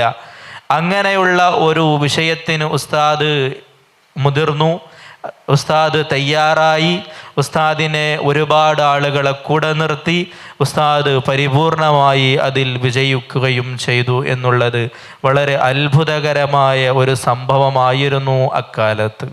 ഉസ്താദിൻ്റെ ഇടപെടലുകളെക്കുറിച്ച് നമ്മൾ പറയുമ്പോൾ ഇപ്പോൾ ഇതുവരെ പറഞ്ഞതിൻ്റെ ഒരു ചുരുക്കം എന്ന് പറയുന്നത്, ഒന്ന് റിസാലത്തുൽ ഹിസാബിനെ പുതിയ രീതിയിലേക്ക്, പുതിയ ശാസ്ത്രത്തിൻ്റെ വളർച്ചയനുസരിച്ച് അതിനെ രൂപീകരിച്ചു, അതിൻ്റെ ട്രാൻസ്ലേറ്റ് ചെയ്തതാണ് ഒന്ന്. അതിനാവശ്യമായ അടിസ്ഥാനകരമായ ഗ്രന്ഥങ്ങൾ രചിച്ചതും അത് നിരവധിയായ ആളുകൾക്ക് അധ്യാപനം ചെയ്തതൊക്കെ ഉസ്താദിൻ്റെ മഹത്തായ സേവനങ്ങളായി അല്ലെങ്കിൽ ഒരു അതുല്യമായ ഇടപെടലുകളായി സംഭാവനകളായി നമ്മൾ മനസ്സിലാക്കുകയാണ്. കൂടുതൽ സമയം നമുക്ക് എടുക്കാനില്ല. മറ്റൊരു പ്രധാനപ്പെട്ട ഉസ്താദിൻ്റെ മേഖല ഇൽമുൽ മീഖാത്തുമായി ബന്ധപ്പെട്ട നിരവധി പൗരാണിക ഗ്രന്ഥങ്ങളെ, ചുരുക്കി പറഞ്ഞാൽ ഉസ്താദ് സിബുത്തുൽ മാറദീനി എന്ന് പറയുന്ന നമ്മുടെ ഇമാം മാറദീനിയുടെ ഒരു വലിയ മുഹിബ്ബായിരുന്നു. അദ്ദേഹം ചെയ്ത മഹാനവറുകൾ ചെയ്ത വൈജ്ഞാനികമായ സേവനങ്ങൾ അത്യധികം വിലമതിക്കുന്ന ഒരാളായിരുന്നു ബഹുമാനപ്പെട്ട ഉസ്താദ് അവറുകൾ എന്ന് ഉസ്താദിൻ്റെ ജീവിതത്തിൽ നമുക്ക് മനസ്സിലാക്കാം. മാറദീനി ഇമാമിൻ്റെ നിരവധി ഗ്രന്ഥങ്ങൾക്ക്, വിവിധ ഗ്രന്ഥങ്ങൾക്ക് ഉസ്താദ് നല്ല അടുക്കും ചിട്ടയുമുള്ള നല്ല ടിപ്പണി, നല്ല തഹ്ഖീഖും തഖ്രീറും ഒക്കെ ചേർത്തിട്ടുണ്ട്. നമ്മുടെ സാധാരണ നമ്മൾ ഓതിക്കൊണ്ടിരിക്കുന്ന റിസാലത്തുൽ മാറദീനി തന്നെ വിവിധ നുസ്ഖകൾ, എൻ്റെ ഓർമ്മ ശരിയാണെങ്കിൽ 4 6 നുസ്ഖകൾ പരിശോധിച്ചുകൊണ്ട് വിവിധങ്ങളായ നുസ്ഖകൾ പരസ്പരം തഖാബുൽ ചെയ്തുകൊണ്ട് മുഖാബല ചെയ്തുകൊണ്ട് അതിൽ നിന്നുള്ള നുസ്ഖയിലെ വ്യത്യാസങ്ങളും ഏറെക്കുറവുകളൊക്കെ ചേർത്ത് വെച്ചുകൊണ്ട് തന്നെ നല്ല തഖ്രീർ, നല്ല തഅലീഖ് ചെയ്തുകൊണ്ട് ഉസ്താദ് തയ്യാറാക്കി വെച്ചിട്ടുണ്ട്. അതേപ്രകാരം തന്നെ മുഹമ്മദ് ബിൻ അബീബക്കർ ഷില്ലി ബാലവി എന്ന് പറയുന്ന പണ്ഡിതൻ ഹിജ്റ 1093 വഫാത്തായ പണ്ഡിതനാണ്. മഹാനവറുകളുടെ റിസാലത്തും ഫിൽ അമലി ബി റുബുൽ മുജയ്യബ്, റുബുൽ മുജയ്യബ് ഉപയോഗിച്ച് കൈകാര്യം ചെയ്യുന്ന നിസ്കാര സമയത്തെ ഇസ്തിഖ്റാജ് ചെയ്യുന്നതുമായി ബന്ധപ്പെട്ട ഒരു ഗൈഡ് പോലെ രചിച്ച ഗ്രന്ഥത്തിന് ഉസ്താദ് അവറുകൾ നല്ല തഹ്ഖീഖ് തഅലീഖ് തയ്യാറാക്കിയിട്ടുണ്ട്. അതുപോലെ തന്നെ ഇമാം സിബത്തുൽ മാറദീനിയുടെ തന്നെ വസീലത്തു തുല്ലാബ് ഇലാ മഅരിഫത്തിൽ ഔഖാത്തി ബിൽ ഹിസാബ് എന്ന ഗ്രന്ഥവും, അതുപോലെ തന്നെ ഷെയ്ഖ് ഇബ്രാഹിം ഉത്താദലി 1311 വഫാത്തായ ഇബ്രാഹിം ഉത്താദലിയുടെ റഫ്ഉൽ ഹിജാബ് അൻ മതാലിബി തൗഖീത്ത് ബിൽ ഹിസാബ്, നേരത്തെ പറഞ്ഞ വസീലത്തു തുല്ലാബിൻ്റെ ഇമാം മാറദീനിയുടെ വസീലത്തു തുല്ലാബിൻ്റെ ഇഖ്തിസാർ മുഖ്തസറാണ് റഫ്ഉൽ ഹിജാബ് എന്ന ഗ്രന്ഥം. ആ റഫ്ഉൽ ഹിജാബ് എന്ന ഗ്രന്ഥത്തിനും ഉസ്താദ് നല്ല വൃത്തി എന്ന് പറഞ്ഞാൽ ഏവർക്കും പഠന താല്പര്യർക്ക് മനസ്സിലാക്കാവുന്ന സുഗ്രാഹ്യമായ രീതിയിൽ അതിലേക്ക് ആവശ്യമായ വരപ്പുകളും ആവശ്യമായ കൂട്ടിച്ചേർക്കേണ്ടതായ അടിക്കുറിപ്പുകളെല്ലാം ചേർത്ത് സുന്ദരമായ രീതിയിൽ ഉസ്താദിൻ്റെ വർക്കുകളൊക്കെ ശ്രദ്ധിച്ചവർക്കും കണ്ടവർക്കൊക്കെ അറിയാം. ഏറ്റവും സുന്ദരമായ രീതിയിൽ ആയിരിക്കും ഉസ്താദ്, അതും തന്നെ സ്വന്തമായ രീതിയിൽ അതിനാവശ്യമായ കമ്പ്യൂട്ടർ പരിജ്ഞാനവും അതിനാവശ്യമായ എല്ലാം ഉസ്താദ് സ്വന്തമായി നേടിയെടുത്തിരുന്നു. പലപ്പോഴും പല ആളുകളടുത്തും പുതിയ ഡിജിറ്റൽ റുബുൽ മുജയ്യബ് ഉസ്താദ് തന്നെ കോറൽ ഡ്രോയിൽ ഇരുന്ന് ചെയ്യുന്നത് ഞാൻ എൻ്റെ കണ്ണുകൊണ്ട് നോക്കി കണ്ടതാണ്. കോറൽ ഡ്രോയിലെ എല്ലാ സൗകര്യങ്ങളും അതിലെ എല്ലാ ഓപ്ഷനുകളും ഉപയോഗപ്പെടുത്തിക്കൊണ്ടാണ് ആ റുബുൽ മുജയ്യബ് വളരെ സുന്ദരമായ രീതിയിൽ ഉസ്താദ് ഡിജിറ്റലൈസ് ചെയ്തെടുത്തത്. അത് അതുമായി ബന്ധപ്പെട്ട് കൊണ്ട് തന്നെ റുബുൽ മുജയ്യബിൻ്റെ മുഴുവൻ ഭാഗങ്ങളെയും പരിചയപ്പെടുത്തുന്ന നല്ലൊരു കൃതിയും ഉസ്താദിനുണ്ട്. അതായത് ഉസ്താദിൻ്റെ സ്വന്തമായ നോട്ട് ബുക്കിനെ കോറൽ ഡ്രോ ഉപയോഗിച്ച് കൃത്യമായി വരപ്പുകളൊക്കെ ചേർത്തുകൊണ്ട് ഉസ്താദ് അത് ഒരു പുസ്തകമാക്കി PDF രൂപത്തിൽ ഉസ്താദ് തയ്യാറാക്കിയിരുന്നു. അതേപ്രകാരം തന്നെ റിസാലത്തും ഫി റുബുഇ ദസ്തൂർ ഫിൽ അമലി ബിർ റുബുൽ മുജയ്യബ് ഇമാം സിബത്തുൽ മാറദീനിയുടെ തന്നെ മറ്റൊരു ഗ്രന്ഥമാണ്.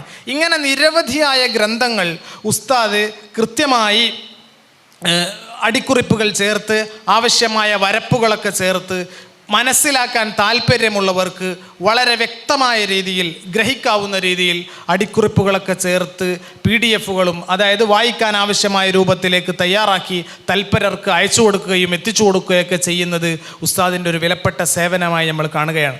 ഉസ്താദ് സാധാരണ പൗരാണികമായി നമ്മുടെ സിലബസുകളിലൊക്കെ നമ്മൾ ഓതി വരുന്ന തശ്രീഹുൽ അഫ്ലാക്ക് അതുപോലെയുള്ള കിതാബുകളൊക്കെ ഓതാറുണ്ട്. തശ്രീഹുൽ അഫ്ലാക്ക് മുഖ്യമായും നമ്മൾ അതിലൊരു പ്രധാനപ്പെട്ട ഭാഗം അതിൻ്റെ ദവായിറുൽ ഇളാമിൻ്റെ ഭാഗമാണ്. ദവായിറുൽ ഇളാം സ്വാഭാവികമായും നമ്മുടെ ഇൽമുൽ മീഖാത്തിൻ്റെ പഠനത്തിൻ്റെ ഒരു ആമുഖമായി വരുന്നതാണ്. നമുക്ക് അത് ബോധ്യപ്പെടുന്നുണ്ടല്ലോ. ആ ദവായിറുൽ ഇളാം ഒക്കെ വെച്ചുകൊണ്ടാണ് ഇൽമുൽ മീഖാത്തിലേക്ക് നമ്മൾ വരുന്നത്. ആ ഭാഗത്ത് ഉസ്താദ് ഇമാം മാറദീനിയുടെ തന്നെ ലഖ്തുദ്ദുറർ എന്ന് പറയുന്ന ഒരു ഗ്രന്ഥത്തെ അവസാന സമയത്ത് കൂടുതലായി പരിചയപ്പെടുത്തുകയും അതിന് തഹ്ഖീഖ് ചെയ്യുകയും അതിലേക്ക് ആവശ്യമായ വരപ്പുകളൊക്കെ ചേർക്കുകയും മഅദിനിൻ്റെ മുത്തവ്വൽ കുല്ലിയയുടെ സിലബസിൽ അത് ഉൾപ്പെടുത്തി അതിനെ പഠിപ്പിക്കുകയും ചെയ്തിരുന്നു. ഒരു സമയത്ത് ഞങ്ങൾ ചോദിച്ചു, ഇത് ഓതിക്കൊടുത്താൽ അപ്പം തശ്രീഹുൽ അഫ്ലാഖുമായി ബന്ധപ്പെട്ട് അതിലേക്ക് ചേർത്ത് നോക്കുമ്പോൾ ദായറകളുടെ ബാബിനെ നോക്കുമ്പോൾ പല വ്യത്യാസങ്ങളുണ്ട്. തശ്രീഹുൽ അഫ്ലാഖിലെ 9ാമത്തെ ദായറ വസത്തു സമാഇർ റുഇയ എന്ന് പറയുന്ന ദായറുണ്ട്. ആ ദായറയെക്കുറിച്ച് ഇതിൽ ചർച്ച ചെയ്യുന്നില്ല, നമ്മുടെ ലഖ്തുൽ ദുററിൽ ചർച്ച ചെയ്യുന്നില്ല. ലഖ്തുൽ ദുററല്ല, ലഖ്തുൽ ജവാഹിറിൽ ചർച്ച ചെയ്യുന്നില്ല. അപ്പോൾ ആ ഒരു ഭാഗങ്ങളൊക്കെ ചേർത്ത് വെച്ചുകൊണ്ട് ഉസ്താദിനോട് ഞങ്ങൾ ചോദിച്ചു, ഒരാൾക്ക് ഇൽമുൽ മീഖാത്തിൻ്റെ മുഖദ്ദിമ എന്ന നിലക്ക് ഫർള് കിഫായ വീടാൻ, ഫർള് കിഫായ ആയിട്ട് വരുമല്ലോ ഇതൊക്കെ പഠിക്കൽ, അപ്പോൾ ഫർള് കിഫായ വീടാൻ ഇത് മതിയാകുമോ എന്ന് ചോദിച്ചപ്പോൾ ഉസ്താദ് ഇത് മതിയാകും, ഇത് ഓതിക്കൊടുത്താൽ മതി എന്ന് ഉസ്താദ് പറഞ്ഞിരുന്നു. അതനുസരിച്ച് പല ശിഷ്യന്മാരും ഇപ്പോൾ അത് ഓതിക്കൊടുക്കുന്നുണ്ട്. തശ്രീഹുൽ അഫ്ലാഖിനെ മാറ്റി വെക്കണം എന്നല്ല പറയുന്നത്, കൂടുതൽ സുഗ്രാഹ്യമായ രീതിയിൽ നല്ല ഒരു കിതാബിന് നല്ല ഒരു അടിക്കുറിപ്പ് വന്നപ്പോൾ അത് കൂടുതൽ വ്യക്തതയുള്ളതും കൂടുതൽ എളുപ്പമുള്ളതുമായി എന്നത് ഉസ്താദിൻ്റെ സേവനത്തിൽ നിന്ന് മാറ്റി നിർത്തപ്പെടാനാവാത്ത ഒരു അധ്യായമാണ്. നേരത്തെ നമ്മളിപ്പോൾ പറഞ്ഞ ദവാഇറുൽ ഇളാം മഹാവൃത്തങ്ങളെക്കുറിച്ച് ഉസ്താദിന് വളരെ ചെറുതാണെങ്കിലും സമഗ്രമായ ഒരു പുസ്തകമുണ്ട്, പലർക്കും അത് പരിചയം ഉണ്ടാകും. ദശമഹാവൃത്തങ്ങൾ എന്നാണ് അതിൻ്റെ പേര്, ദശമഹാവൃത്തങ്ങൾ. ആ ദശമഹാവൃത്തങ്ങൾ 10 മഹാവൃത്തങ്ങളും സങ്കല്പിക്കാവുന്ന ഒരു ഗ്ലോബ് ഉസ്താദിൻ്റെ റൂമിലും പിന്നീട് മഅദിനിലൊക്കെ പല സമയത്തൊക്കെ അത് പ്രദർശിപ്പിക്കുകയൊക്കെ ഉണ്ടായിട്ടുണ്ട്. ആ 10 വൃത്തങ്ങളും സങ്കല്പിക്കാവുന്ന ഒരു ഗ്ലോബ്, നമ്മൾ നേരത്തെ പറഞ്ഞ പോലെ മുഅദ്ദിലുൻ നഹാറും മിൻതഖത്തുൽ ബുറൂജും ദായിറത്തുൽ ഇർത്തിഫാഉം ഉഫുക്കും എല്ലാം സങ്കല്പിക്കാവുന്ന ഒരു ഗ്ലോബ് ഉസ്താദ് തയ്യാറാക്കിയിട്ടുണ്ട്. ആ ഗ്ലോബിന് ഒരു ഗൈഡ് എന്ന രൂപത്തിൽ ദശമഹാവൃത്തങ്ങൾ, അതായത് തശ്രീഹുൽ അഫ്ലാഖിൽ പരാമർശിക്കപ്പെട്ട 10 മഹാവൃത്തങ്ങളുടെ ഒരു ശാസ്ത്രീയ വർത്തമാനം, ശാസ്ത്രീയമായ അതിൻ്റെ ഒരു അവതരണം നടത്തിക്കൊണ്ട് അതിൽ നമ്മൾ സാധാരണ കിതാബിൽ ഉപയോഗിക്കുന്ന പേരുകൾ, അതിന് ആധുനികമായ ശാസ്ത്രം ഉപയോഗിക്കുന്ന പേര്, അതിൻ്റെ ഫംഗ്ഷനുകൾ അതെങ്ങനെയാണ്, അതിൻ്റെ രൂപം എങ്ങനെയാണ്, അത് നമുക്കുള്ള ആവശ്യകത എന്താണ് തുടങ്ങി എല്ലാം അവലംബയോഗ്യമായ ഗ്രന്ഥങ്ങളിൽ നിന്ന് ഉദ്ധരിച്ചെടുത്തുകൊണ്ട് ഉസ്താദ് തയ്യാറാക്കിയ മറ്റൊരു ഗ്രന്ഥമാണ്. ഓരോന്ന് പറയുമ്പോൾ ഇങ്ങനെ ഓർമ്മ വന്നപ്പോൾ പറഞ്ഞു എന്നേ ഉള്ളൂ. ദശമഹാവൃത്തങ്ങൾ എന്ന് പറയുന്ന തശ്രീഹുൽ അഫ്ലാഖിലെ 10 ദായിറകളുടെയും ഒരു ശാസ്ത്രീയമായ അപഗ്രഥനം നടത്തുന്ന ഒരു ഗ്രന്ഥം, അതും ഉസ്താദിൻ്റെ ഒഴിച്ചുകൂടാനാവാത്ത മാറ്റി നിർത്തപ്പെടാനാവാത്ത ഒരു വലിയ സേവനമായി നമ്മളിങ്ങനെ കാണുകയാണ്. ഈ നിലക്ക് അധ്യാപന രംഗത്തും ഗവേഷണ രംഗത്തും അധ്യാപന രംഗത്തും തനിക്ക് കിട്ടിയ അല്ലെങ്കിൽ താൻ കണ്ടെത്തിയ താൻ മനസ്സിലാക്കിയ തനിക്ക് ബോധ്യപ്പെട്ട അറിവുകളെ മറ്റുള്ളവരിലേക്ക് തൽപരരിലേക്ക് കൈമാറുന്ന രംഗത്തും അതുല്യമായ ഒരുപാട് സേവനങ്ങൾ അർപ്പിച്ചുകൊണ്ടാണ് ബഹുമാനപ്പെട്ട ഉസ്താദ് കടന്നുപോയത്. ഒരിക്കലും ഇതുകൊണ്ട് നിർത്തരുത് എന്നെപ്പോഴും പറയാറുണ്ട്. ഇപ്പോൾ ഖുലാസത്തുൽ ഹിസാബ്, നമ്മുടെ ഹിസാബിലെ ഖുലാസ അത് ഓതുന്ന സമയത്ത് തന്നെ ഉസ്താദ് നേരത്തെ പറഞ്ഞ പോലെ അതിൻ്റെ സൈഡിലെഴുതിയ ഹാഷിയയിലെ കുറിപ്പുകൾ അടക്കം ഉസ്താദ് മലയാളത്തിലേക്ക് ഖുലാസത്തുൽ ഹിസാബ്, നമ്മുടെ ഖുലാസത്തുൽ ഹിസാബിനെ ട്രാൻസ്ലേറ്റ് ചെയ്തിട്ടുണ്ട്. ദർസിൽ പഠിക്കുന്ന കാലത്താണ് അത് ചെയ്തത്. എന്നാൽ ഇതിനെ പുതിയ കണക്കുകളിലെ പുതിയ രൂപത്തിലേക്ക് ഇനിയും ഗണിതശാസ്ത്രം വളർന്നുകൊണ്ടിരിക്കുകയാണല്ലോ, ആ പുതിയ രൂപത്തിലേക്ക് ഇതിനെ മാറ്റണം, ഇതിനെ കൺവേർട്ട് ചെയ്യണമെന്നൊക്കെ ഉസ്താദ് എപ്പോഴും പറയാറുണ്ടായിരുന്നു. ആ രൂപത്തിൽ ശാസ്ത്ര വളർച്ചയെ നമ്മുടെ ശരീഅത്തിൻ്റെ ഇൽമുകൾക്കും നമ്മുടെ വിജ്ഞാനങ്ങൾക്കും വേണ്ടി കൂടുതൽ ഉപയോഗപ്പെടുത്തണമെന്ന വലിയ സന്ദേശം നൽകിക്കൊണ്ടാണ് ബഹുമാനപ്പെട്ട ഉസ്താദ് യാത്രയായത്. അപ്പോൾ ഈ നിലക്ക് പറയുമ്പോൾ നിരവധിയായ സേവനങ്ങൾ, വൈജ്ഞാനിക സേവനങ്ങൾ, ഒഴിച്ചുകൂടാനാവാത്ത മാറ്റി നിർത്താനാവാത്ത ഇടപെടലുകൾ വളരെ സൗമ്യമായി അല്ലെങ്കിൽ ആ ആളുകൾക്കിടയിലേക്ക് കൂടുതൽ കടന്നു വരാതെ ജീവിച്ചപ്പോൾ പോലും ഇതിൻ്റെ വിജ്ഞാന കുതുകികൾക്ക് ആവശ്യമായ ഒരുപാട് വിരുന്നുകൾ നൽകാൻ ഉസ്താദ് അവരുടെ ജീവിതം കൊണ്ട്, ഹ്രസ്വകാലത്തെ ജീവിതം കൊണ്ട് സാധിച്ചു എന്നത് പ്രത്യേകിച്ചും നമ്മുടെ സബ്ജക്റ്റായ ഇൽമുൽ മീഖാത്തിലും ഇൽമുൽ ഹൈഅത്തിലും നിരവധി ഇടപെടലുകൾ നടത്താനും അത് നിരവധി ഫലങ്ങൾ സൃഷ്ടിക്കാനും അതിലൂടെ ഉസ്താദിന് സാധിച്ചു എന്നത് പ്രത്യേകം പരാമർശിക്കപ്പെടേണ്ട ഒരു കാര്യമായി ഇപ്പോൾ തോന്നുകയാണ്.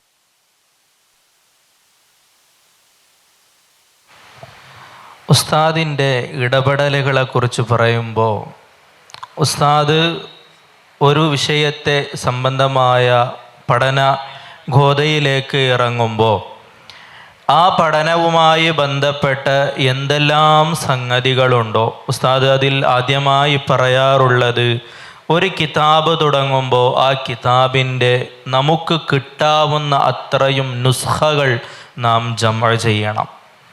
ഉസ്താദ് ഫത്ഹുൽ മുഈൻ ഞങ്ങൾക്ക് ഓതിക്കൊടുത്തപ്പോൾ അന്ന് കോടഞ്ചേരി മഹാനവറുകളുടെ ആ ഫത്ഹുൽ മുഈൻ നോക്കിയിട്ടാണ് നമ്മുടെ മഹാനായ കരിങ്കപ്പാറ ഉസ്താദും അങ്ങനെയുള്ള മഹാന്മാരൊക്കെ ഫത്ഹുൽ മുഈനുകൾ നന്നാക്കിയത്. അങ്ങനെ ആ കോടഞ്ചേരിയിലെ അഹമ്മദ് മുസ്ലിയാരാണെന്ന ഓർമ്മ, അവരുടെ ആ ഫത്ഹുൽ മുഈൻ തിരഞ്ഞ് അവരുടെ നാട്ടിലേക്ക് പോയി. ഞങ്ങൾ ഓതുന്ന കാലത്തായിരുന്നു അത്. അങ്ങനെ ഒരുപാട് അന്വേഷണങ്ങൾക്ക് ശേഷം ഉസ്താദ് ആ ഫത്ഹുൽ മുഈൻ കണ്ടെത്തി. ഇങ്ങനെ ഒരു കിതാബ് ഓതുമ്പോൾ ആ കിതാബിൻ്റെ ഇരുമ്പാലശ്ശേരി അങ്ങനെ ഒരു കിതാബ് ഓതുമ്പോൾ ആ കിതാബുമായി ബന്ധപ്പെട്ട എല്ലാ നുസ്ഖകളും ജംഅ ചെയ്യുന്നതിൽ ഉസ്താദ് വളരെ കൂടുതൽ ശ്രദ്ധ കേന്ദ്രീകരിച്ചിരുന്നു. പിന്നെ ആ ഫന്നിന് ആവശ്യമായ ഉപകരണങ്ങൾ, ഇപ്പോൾ ഇൽമുൽ മീഖാത്തുമായി ബന്ധപ്പെട്ട ഉപകരണങ്ങൾ സമാഹരിക്കുന്നതിൽ ഉസ്താദ് ഒരുപാട് ത്യാഗങ്ങൾ അനുഭവിച്ചിട്ടുണ്ട്. ഉസ്താദ് റുബുൽ മുജയ്യബ് എന്ന് പറയുന്ന ആ ഒരു സാധനം, ആ ഒരു പലക ഉസ്താദിന് വല്ലാതെ ഇഷ്ടമുള്ള ഒരു സാധനമായിരുന്നു. ഞങ്ങൾക്ക് ആ റിസാല തുടങ്ങി റുബുൽ മുജയ്യബിനെ ഞങ്ങളെ കയ്യിലേക്ക് തന്നപ്പോൾ ഉസ്താദ് പറഞ്ഞ ഒരു വാക്ക്, ഇത് നല്ലോണം സൂക്ഷിക്കണം, ഞാൻ എൻ്റെ ജീവനെ പോലെ കൊണ്ടു നടക്കുന്ന ഒന്നാണ് എന്ന്. അക്കാലത്ത് റുബുൽ മുജയ്യബ് ഉണ്ടാക്കുന്ന ആളുകൾ വളരെ കുറവായിരുന്നു. ഷെയ്ഖുന ഓക്കെ ഉസ്താദിന് റുബുൽ മുജയ്യബ് ഉണ്ടാക്കി കൊടുത്ത ഒരാളാണ് എനിക്കും റുബുൽ മുജയ്യബ് ഉണ്ടാക്കിയത്. അദ്ദേഹം മരണപ്പെട്ടു പോയി. അതിൻ്റെ ശേഷം കൃത്യമായി റുബുൽ മുജയ്യബ് ഉണ്ടാക്കുന്ന ആളുകൾ ഇന്നില്ല എന്ന് ഉസ്താദ് പലപ്പോഴും പറഞ്ഞത് ഞാൻ കേട്ടിട്ടുണ്ട്. പക്ഷേ ഇന്ന് റുബുൽ മുജയ്യബ് വളരെ സുലഭമാണ്. നമ്മുടെ കഴിഞ്ഞ സെക്ഷനുകളിൽപ്പെട്ട ഒരു സെക്ഷൻ എടുത്ത മഹാനായ അലി അസ്ഗർ വാഖി ഉസ്താദ് എൻ്റെ പ്രധാനപ്പെട്ട ഗുരുവാണ്. അദ്ദേഹം റുബുൽ മുജയ്യബ് വളരെ കൃത്യമായി ലേസർ കൊണ്ട് ഉണ്ടാക്കി കൊടുക്കുന്ന ഒരു സാഹചര്യമുണ്ട്. ഉസ്താദിനോട് ബന്ധപ്പെട്ടാൽ നിങ്ങൾക്ക് റുബുൽ മുജയ്യബ് കിട്ടും. വളരെ കൃത്യമായ റുബുൽ മുജയ്യബാണ്, അതിൽ ഒരു ഖത്ഉം വരാനില്ല. അങ്ങനെ ഉസ്താദ് ആ റുബുൽ മുജയ്യബിനെ അത്രത്തോളം ശ്രദ്ധിച്ചിരുന്നു. അങ്ങനെ അതുമാത്രമല്ല, മറ്റേ കോമ്പസുകൾ, അതുമായി ബന്ധപ്പെട്ട ഒരുപാട് ശേഖരണങ്ങൾ ഉസ്താദിനുണ്ടായിരുന്നു. മറ്റേ കപ്പലിലൊക്കെ ഉപയോഗിക്കുന്ന ഏകദേശം 10 കിലോ വരുന്ന വലിയ ഒരു കോമ്പസ് ഉസ്താദിൻ്റെ കയ്യിലുണ്ട്. പിന്നെ കപ്പലുകളിൽ ഉപയോഗിക്കുന്ന വലിയ റുബുൽ മുജയ്യബ് ഉണ്ട്. അതുമായി ബന്ധപ്പെട്ട് എന്തെല്ലാം സമാഹരിക്കാൻ പറ്റുമോ അതെല്ലാം സമാഹരിച്ചു, എന്തെല്ലാം ഉണ്ടാക്കാൻ പറ്റുമോ അതെല്ലാം സ്വന്തമായി ഉണ്ടാക്കി എന്നുള്ളത് ഉസ്താദിൻ്റെ വലിയ ഒരു പ്രത്യേകതയാണ്. പലരും ഉസ്തുർലാബൊക്കെ ഇങ്ങനെ കേൾക്കുക, മനസ്സിലാക്കുക, പോവുക എന്നല്ലാതെ ഉസ്തുർലാബിനെ കുറിച്ച് പറയുമ്പോൾ ഉസ്തുർലാബ് എവിടെ കിട്ടും, ഉസ്തുർലാബിനെ കുറിച്ച് എന്തൊക്കെ പഠിക്കാനുണ്ട്, ഉസ്തുർലാബിനെ കുറിച്ച് നാം എന്തെല്ലാം മനസ്സിലാക്കിയാൽ ഉപകാരപ്പെടും എന്നതിനെക്കുറിച്ച് ആലോചിച്ച് ഞങ്ങൾ ഓതിയ സമയത്ത് അഹമ്മദ് കോയ ഷാലിയാത്തിയുടെ അടുത്ത് ഉസ്തുർലാബുണ്ട്, അവിടെ പോയാൽ നിങ്ങൾക്ക് ഉസ്തുർലാബ് കാണാമെന്നും അതിനെക്കുറിച്ചുള്ള ചില പ്രത്യേകമായ ഉപയോഗങ്ങളൊക്കെ പറഞ്ഞു തരികയും ചെയ്തു. ഇതെല്ലാം ഉസ്താദിൻ്റെ പഠനത്തിൽ, ഗവേഷണത്തിലുള്ള ചില പ്രത്യേകമായ ഇടപെടലുകളാണ്. ഈ രൂപത്തിൽ ഒരു ഇൽമുമായി ഒരു മനുഷ്യൻ ഇടപെട്ടാൽ അദ്ദേഹത്തിന് കിട്ടാവുന്ന പ്രയോജനം എന്തെന്ന് ചിന്തിക്കുമ്പോൾ, ഇൽമുൽ മീഖാത്തിനെ കുറിച്ച് പറയുമ്പോൾ ഉസ്താദിനെ മറക്കാൻ കഴിയാത്തതുപോലെ ആ ഇൽമുമായി ബന്ധപ്പെട്ട സംസാരങ്ങൾ വരുമ്പോൾ അതിൽ എത്രത്തോളം അദ്ദേഹം പ്രയാസപ്പെട്ടിട്ടുണ്ടോ അദ്ദേഹത്തിനെയും ഒരിക്കലും മറക്കുകയില്ല എന്ന് ഉസ്താദിൻ്റെ ജീവിതം നമുക്ക് സാക്ഷ്യമാണ്. ഉസ്താദിനെ സംബന്ധിച്ചിടത്തോളം ഇത്തരം ഒരു വേദിയിൽ പറഞ്ഞു തീർക്കാൻ കഴിയില്ല എന്നെല്ലാവർക്കും അറിയാം.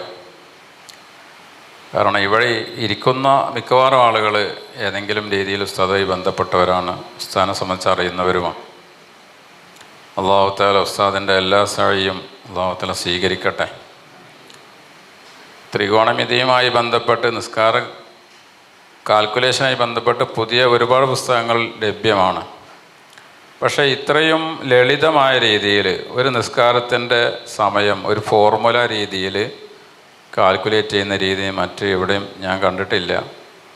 അത്രയും ലളിതമാക്കി ഇതിനെ അവതരിപ്പിച്ച് ഒരുപാട് ആളുകളിലേക്ക് ആ ഇൽമ് എത്തിക്കുകയും അതിൻ്റെ പ്രയോജനം അതിന് എത്ര സമയം ഒരുപാട് അധ്വാനങ്ങളും ഒരുപാട് അന്വേഷണങ്ങളും നടത്തി നമ്മുടെ മുമ്പിലേക്കൊരു പുസ്തകം വരുമ്പോൾ നമ്മളെ കയ്യിൽ കിട്ടുന്ന പുസ്തകം വളരെ ചെറുതായിരിക്കും. പക്ഷേ അതിൻ്റെ പിന്നിലുള്ള അധ്വാനത്തെ സംബന്ധിച്ച് ചിന്തിക്കുമ്പോൾ ഒരുപാട് അന്വേഷണങ്ങളുടെ ഒരു ഫലമായിരിക്കും ആ ചെറിയ പുസ്തകങ്ങൾ. അപ്പോൾ അതുകൊണ്ട് ഉസ്താദിൻ്റെ എല്ലാ പുസ്തകങ്ങളും അത് അടുത്ത തലമുറയിലേക്ക് കൈമാറാൻ അതെല്ലാവരും പുസ്തകങ്ങളും പ്രസിദ്ധീകൃതമാകും, അതിന് ബന്ധപ്പെട്ടവർ ശ്രമിക്കും എന്ന് പ്രത്യാശിക്കുകയാണ്. നേരത്തെ പറഞ്ഞതുപോലെ ചരിത്രം വിസ്മരിച്ചു പോയിക്കൂടാ. ഉസ്താദിൻ്റെ സേവനങ്ങളും ഉസ്താദിൻ്റെ പുസ്തകങ്ങളും എന്നും ഇവിടെ നിലനിൽക്കണം. അല്ലാഹു തആല അതിന് തൗഫീക്ക് നൽകട്ടെ എന്ന് പ്രാർത്ഥിക്കുകയാണ്. നമ്മൾ ഈ സെഷൻ അവസാനിപ്പിക്കുകയാണ്. ഒരു വ്യക്തിയെക്കുറിച്ച് ആ വ്യക്തിയുടെ സേവനങ്ങളെക്കുറിച്ച് ഉള്ള ഒരു സംസാരമായതുകൊണ്ട് തന്നെ കൃത്യമായ ഒരു തർത്തീബിലല്ലെങ്കിലും പല കാര്യങ്ങളും പുതിയതും അല്ലെങ്കിൽ വ്യക്തത വരുത്താനുള്ളതുമൊക്കെ നിങ്ങൾക്ക് ലഭിച്ചിട്ടുണ്ടാകും എന്ന് പ്രത്യാശിക്കുകയാണ്. ഏതായാലും ഉസ്താദിൻ്റെ സേവനങ്ങളെക്കുറിച്ച് നമ്മൾ ചെറിയ ഭാഗത്തിലൂടെ നമ്മളിങ്ങനെ കടന്നുപോയി. പഠന രംഗത്ത് നടത്തിയ ഗവേഷണങ്ങൾ, അതുപോലെ തന്നെ അധ്യാപന രംഗത്തുള്ള നൂതനമായ ചില കാൽവെപ്പുകൾ, അതുപോലെ തന്നെ ഒരു വിഷയത്തെ പഠിക്കുന്നതിൽ മറ്റു പലരും പേടിച്ചും മടിച്ചും ഒക്കെ നിൽക്കുന്ന വിഷയങ്ങളിൽ ഉസ്താദ് സധൈര്യം ഇടപെടുകയും അതിനാവശ്യമായ മുഴുവൻ ടൂളുകൾ സമ്പാദിക്കുകയും കൃത്യമായി അത് പഠിക്കേണ്ട രൂപത്തിൽ തന്നെ പഠിക്കുകയും പഠിപ്പിക്കേണ്ട രൂപത്തിൽ തന്നെ പഠിപ്പിക്കുകയും ചെയ്ത ആ ഇൽമിനോടുള്ള ഹക്ക് പൂർത്തീകരിക്കുന്ന രീതിയിൽ ഇവിടെ സേവനം ചെയ്തു പോയ ഉസ്താദ് അവർകൾ ഉസ്താദിൻ്റെ സേവനങ്ങളെക്കുറിച്ച് ഇങ്ങനെ പറഞ്ഞ് അത് ഒരു പറഞ്ഞു തീർക്കാൻ പറ്റില്ല. നേരത്തെ ഉസ്താദ് പറഞ്ഞ പോലെ പറഞ്ഞു തീർക്കാൻ പറ്റിയൊരു സംഗതിയല്ല. അതിൻ്റെ ആഴത്തിലേക്ക് ഇറങ്ങിച്ചെല്ലുന്നവർക്ക് അതിൽ കൃത്യമായ മാർഗനിർദ്ദേശങ്ങൾ നടത്താൻ, മാർഗദർശനങ്ങൾ ചെയ്യാൻ ഉസ്താദിൻ്റെ രചനകൾക്കും ഉസ്താദിൻ്റെ കാൽവെപ്പുകൾക്കും സാധിക്കുമെന്നത് ഉറപ്പാണ്. അല്ലാഹു സുബ്ഹാനഹു വ തആല ഉസ്താദിൻ്റെ ദറജ വർദ്ധിപ്പിച്ചു കൊടുക്കട്ടെ.